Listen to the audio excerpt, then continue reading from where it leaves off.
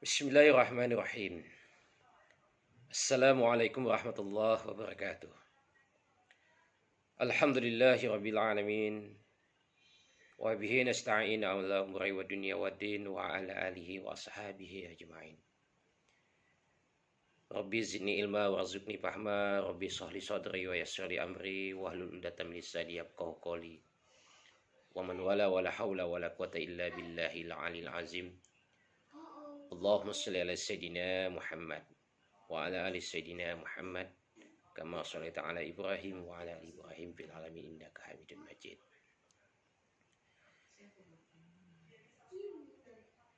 Kali ini kita akan mencoba membahas tentang makna dasar dari filsafat pendidikan Islam. Ada satu ayat di dalam Al-Quran, tepatnya Quran surah Al-Anfal ayat 22 yang berbunyi A'udzubillahi minasyaitonirrajim. Inna syarrad dawabi indallahi summul bukmul ladzina la ya'qilun. Sesungguhnya makhluk yang seburuk-buruknya dalam pandangan Allah ialah mereka yang tuli dan bisu, tidak mendengar dan memahami kebenaran, yaitu orang yang tidak menggunakan akal. Berdasarkan ayat ini, berarti akal menjadi sesuatu yang penting.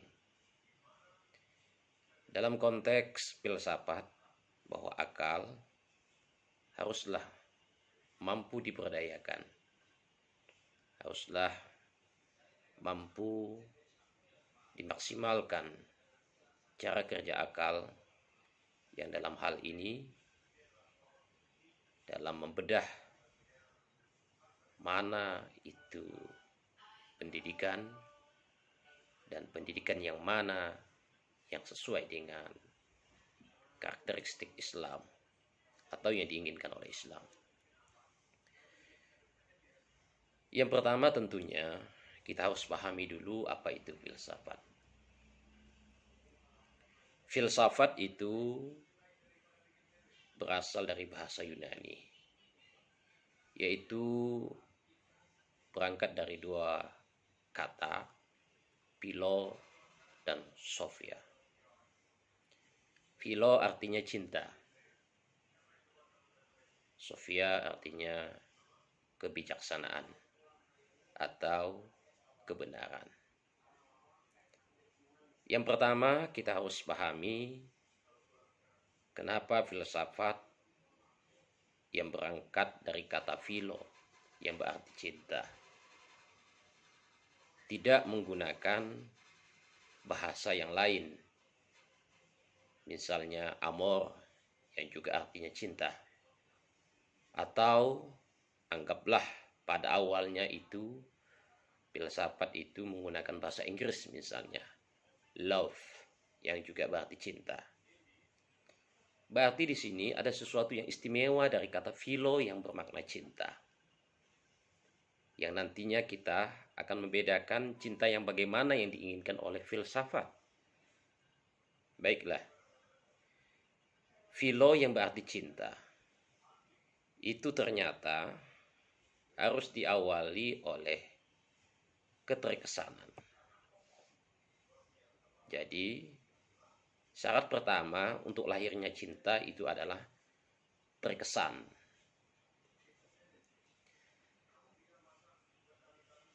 Ketika kita melihat sesuatu yang nantinya kita akan cinta terhadap sesuatu itu, apakah itu material atau non material, maka harus diawali dulu dari keterkesanan. Terkesan.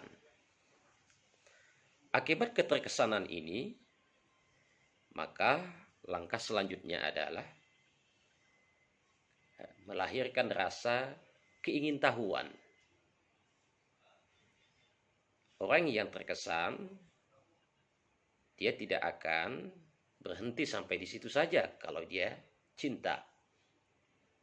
Maka dia akan mencoba mencari sesuatu yang membuat ia terkesan, yang disebut dengan penasaran dan rasa ingin tahu.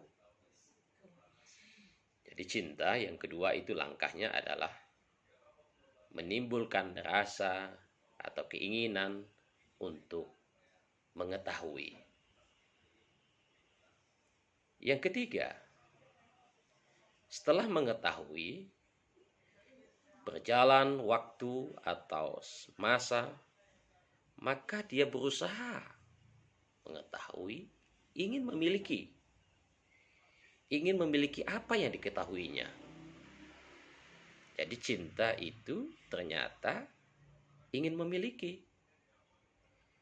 Nah, pada tataran ini, inilah yang biasanya yang diketahui oleh kita atau kebanyakan manusia, bahwa cinta itu harus memiliki. Yang diawali oleh tangga sebelumnya, yaitu ingin tahu, kemudian keterkesanan, yang paling dasar keterkesanan. Nah, ketika kita berhenti sampai di sini, maka ini yang diartikan cinta dalam pengertian bukan philo, tapi cinta yang dalam pengertian biologis, yang bisa berarti love atau amor. Nah, yang menariknya, philo ini harus ada kelanjutannya. Apa dia? Kelanjutannya adalah philo itu melahirkan keinginan untuk berbagi. Jadi setelah dia memiliki, dia tidak tinggal atau berhenti pada tataran hanya kekuatan untuk memiliki, tetapi dia ada kekuatan lain, dia harus berbagi. Jadi ketika dia mengetahui sesuatu, maka dia akan bagi sesuatu itu.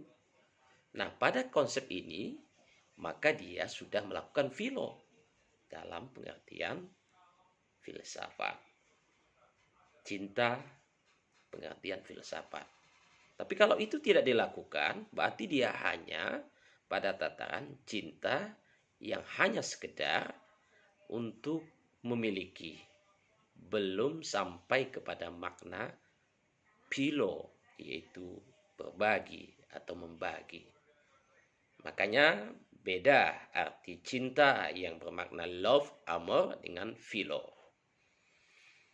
Kemudian kata yang kedua dari filsafat yang tadi dikatakan adalah, di depan kita katakan adalah Sophia, yaitu kebijaksanaan, yang sebagian mengartikan juga kebenaran. Nah, ketika kita gabungkan philo dan Sophia, berarti cinta kebenaran atau cinta kebijaksanaan. Jadi orang yang sudah memiliki pengetahuan yang diawali dengan keterkesanan, ingin mengetahui dan memiliki, terus dia berbagi, berarti dia akan sampai kepada kebijaksanaan, sampai kepada kebenaran yang sesungguhnya. Namun menariknya adalah apakah seseorang yang sudah sampai kepada cinta akan menjadi bijaksana? Apakah seseorang yang sudah membagi pengetahuan akan menjadi bijaksana atau menemukan kebenaran yang sesungguhnya? Nah, disinilah ada perdebatan yang harus diselesaikan. Pada umumnya kita ketahui bahwa filsafat itu adalah cara berpikir. Cara berpikir kritis, sistematis, radikal, universal, yang sampai kepada kebenaran. Nah, itu pengertian yang pada umumnya kita ketahui. Yang pertanyaannya adalah, kalau sudah sampai kepada kebenaran, apakah orang tersebut sudah bijak atau memiliki kebijaksanaan. Nah, Islam menjawab bahwa kebijaksanaan itu akan didapatkan ketika setelah akal digunakan, yang oleh Allah tadi katakan bahwa orang itu dikatakan buruk seburuknya dalam pandangan Allah, yaitu orang yang tidak menggunakan akal. Berarti di sini ada sesuatu yang menjadi poin pentingnya adalah di pandangan Allah. Di pandangan Allah itu apa? Berarti harus kembalikan kepada Allah.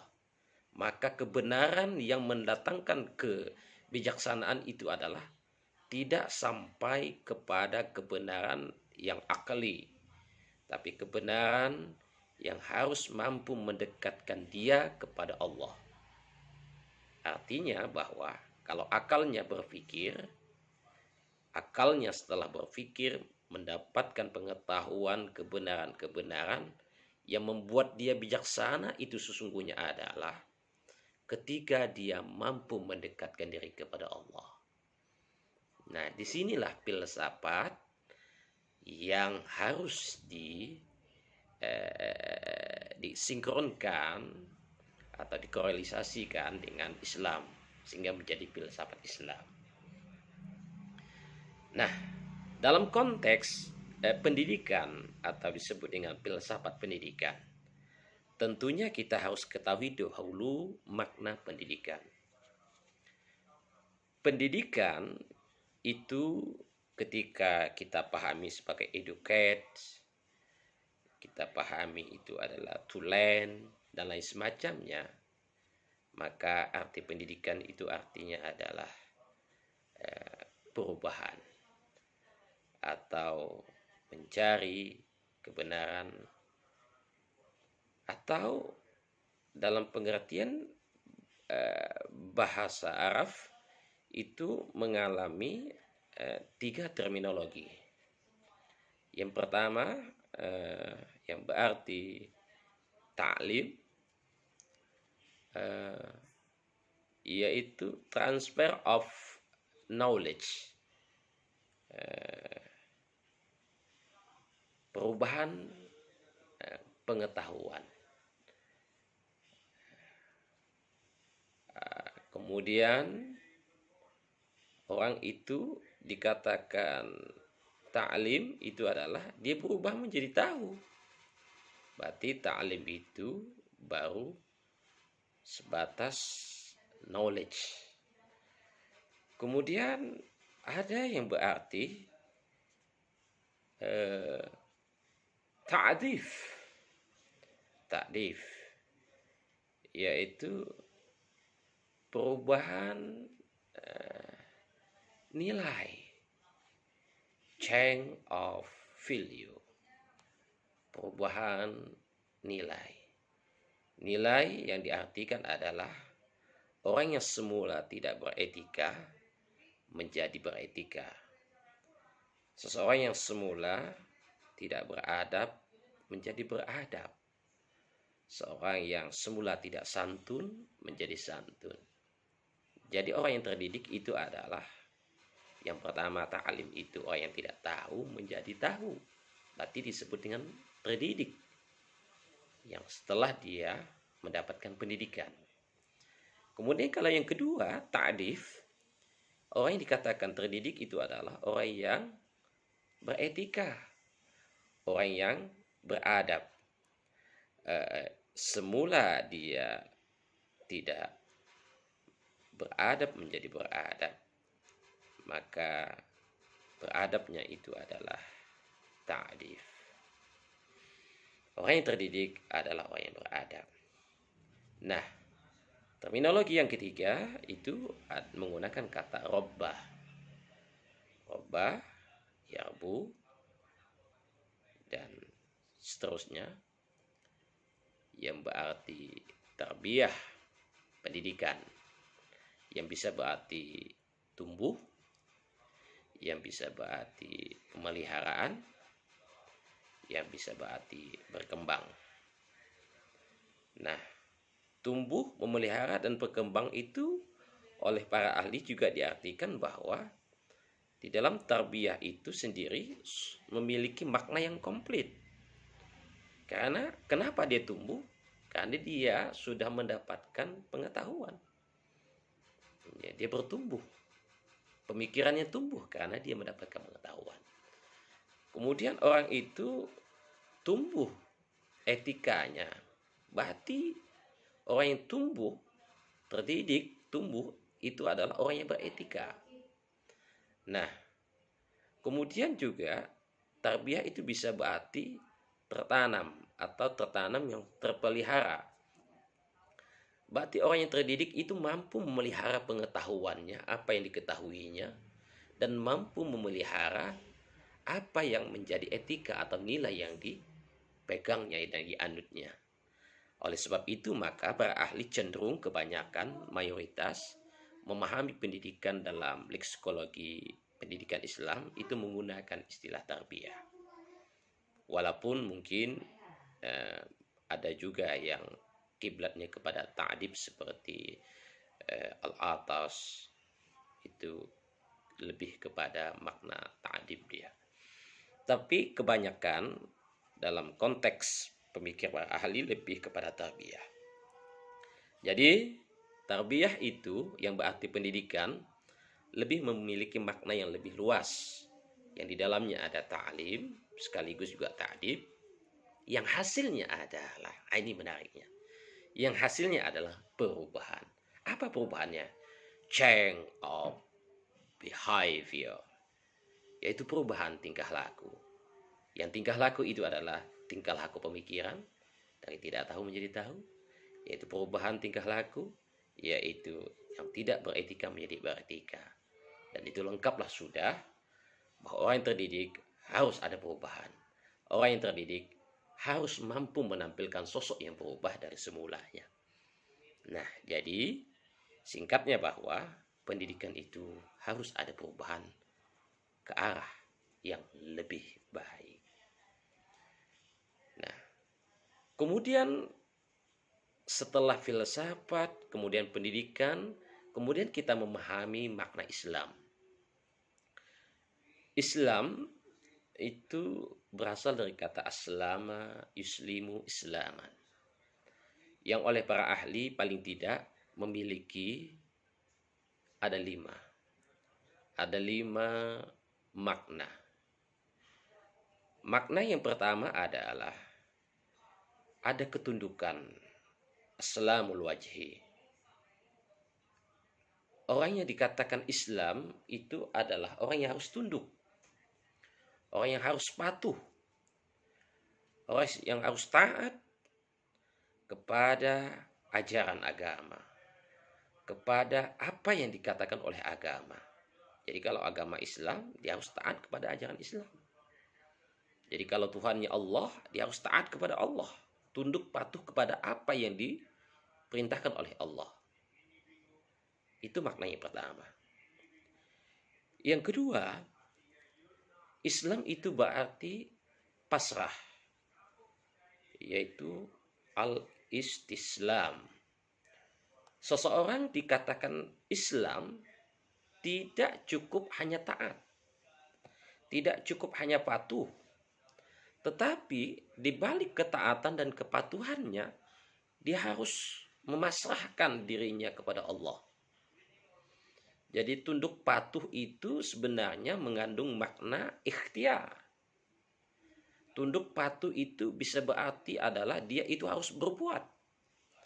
Jadi Islam itu setelah berbuat, yang tentunya memang harus diawali dengan doa, dia berikhtiar, dan akhirnya dia harus sampai kepada tahap pasrah. Jadi tidak dikatakan sempurna keislaman, keberislaman seseorang itu jikalau dia belum sampai kepada pasrah. Jadi pasrah itulah yang menunjukkan dia Islam. Ya.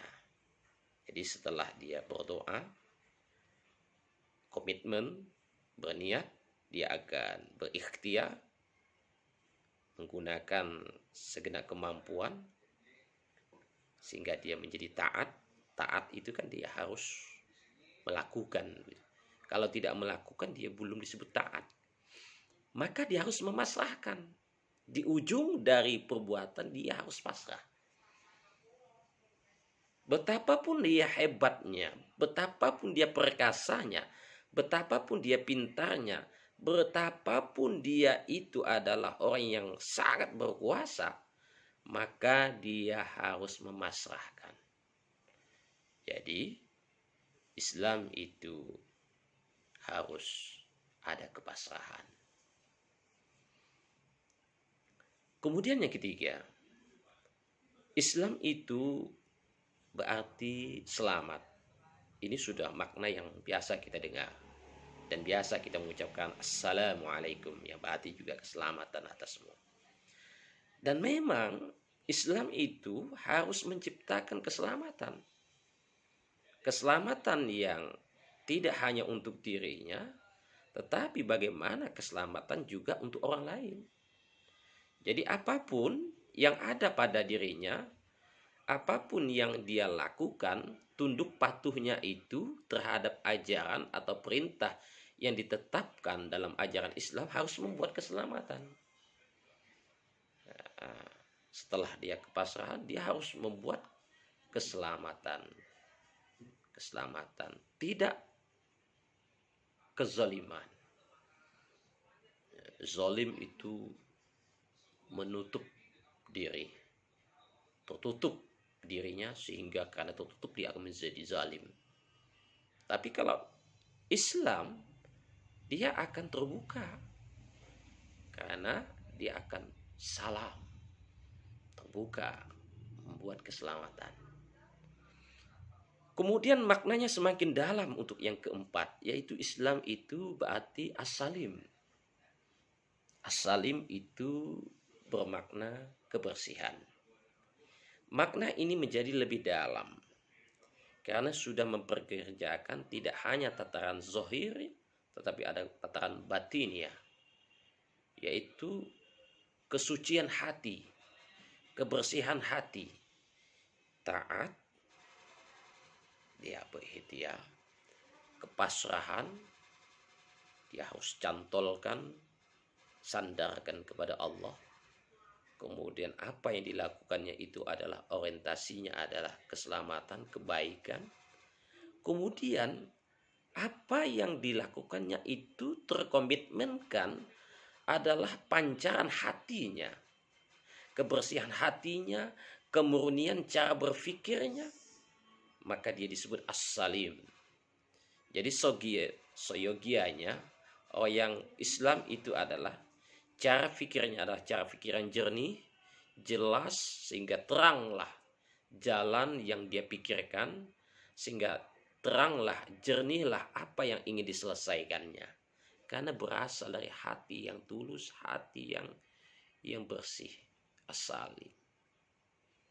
Nah, bisa saja kita umpamakan secara zahir, orang yang Islam itu adalah orang yang menjaga fisiknya untuk tetap bersih, itu bagus. Pantasan orang Islam itu harus bersih. Dia sholat, harus berwudu. Tetapi makna yang lebih jauh daripada itu adalah perbuatannya itu harus bersih. Dari kebatilan, perbuatannya itu harus bersih. Dari hal-hal yang membuat orang itu kecewa atau membuat orang itu terzalimi. Kalau lisannya itu tidak hanya dia bersihkan dengan secara zahir menggunakan pembersih gosok gigi dan semacamnya, bersiwak dan semacamnya, tetapi bagaimana lisannya itu mampu membasuh dengan kalimat-kalimat thayyibah. Seperti itulah dia Islam, kebersihan. Pikirannya juga demikian, pikiran yang mampu membuat kejernihan, orang yang menangkapnya juga merasa jelas apa yang diinginkan, nilai poin yang diusung. Maka di situ cara berpikir yang sudah bermakna Islam. Yang terakhir, akan semakin berkualitas bahwa Islam itu adalah kedamaian, as-silmu, yang semuanya itu akan membuat rahmatan lil alamin.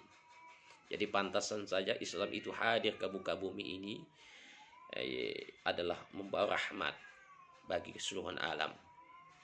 Tidak hanya untuk orang Islam, tetapi untuk seluruh makhluk.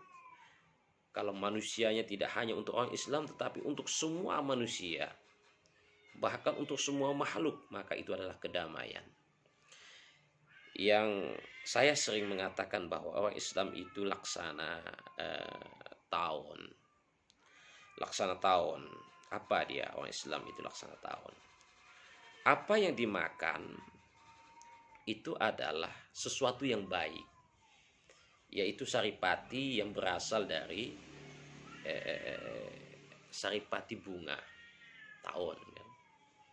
Lebah yang baik-baik. Begitu juga orang Islam, dia harus mengkonsumsi sesuatu, apakah itu makanan yang halal atau thayyibah, atau berita-berita itu berita-berita yang tidak hoax, berita-berita yang jelas, mengkonsumsi sesuatu yang baik, atau tidak mengkonsumsi sesuatu yang fitnah, tapi mengkonsumsi sesuatu yang membawa solusi. Nah, itu adalah kedamaian tahun. Kemudian keberadaannya seorang muslim itu, orang Islam itu adalah dia tidak membuat keonaran. Ketika dia berada di dahan, di ranting, maka dahan dan ranting atau ranting dan dahan itu oleh setahun tidak membuat patah. Jadi keberadaan Islam itu dimanapun dia berada itu tidak membuat chaos, tidak membuat bencana, tidak membuat teror, tetapi mampu membuat kedamaian. Bahkan namanya saja itu, orang itu selalu membayangkan dia itu adalah orang yang damai, dia itu adalah orang yang tenang, dia itu adalah orang yang baik. Nah, bandingkan mereka yang tidak membuat kedamaian. Jangankan kehadirannya dianggap tidak damai, disebut namanya saja itu sudah bermasalah. Berarti dia tidak membuat kedamaian. Iya. Dan tahun itu atau lebah itu yang dikeluarkan itu adalah sesuatu yang bermanfaat, madu, berbaik untuk kesehatan. Jadi orang Islam itu seharusnya dia mampu memberikan solusi, mampu menjadi penerang di dalam lingkungannya, di dalam kehidupannya, tidak hanya untuk dirinya, itu yang pertama, tetapi juga yang ada di luar dirinya. Itulah Islam. Baik, setelah kita memahami Islam, kemudian pendidikan, kemudian filsafat, sekarang kita rangkai menjadi suatu kesatuan yang disebut dengan filsafat pendidikan Islam. Jadi apa itu filsafat pendidikan Islam? Filsafat pendidikan Islam adalah cara berpikir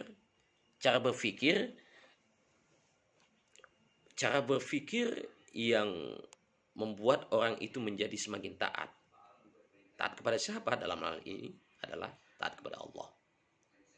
Cara berpikir yang membuat orang itu semakin pasrah atau semakin percaya dengan ada kekuatan di luar dirinya.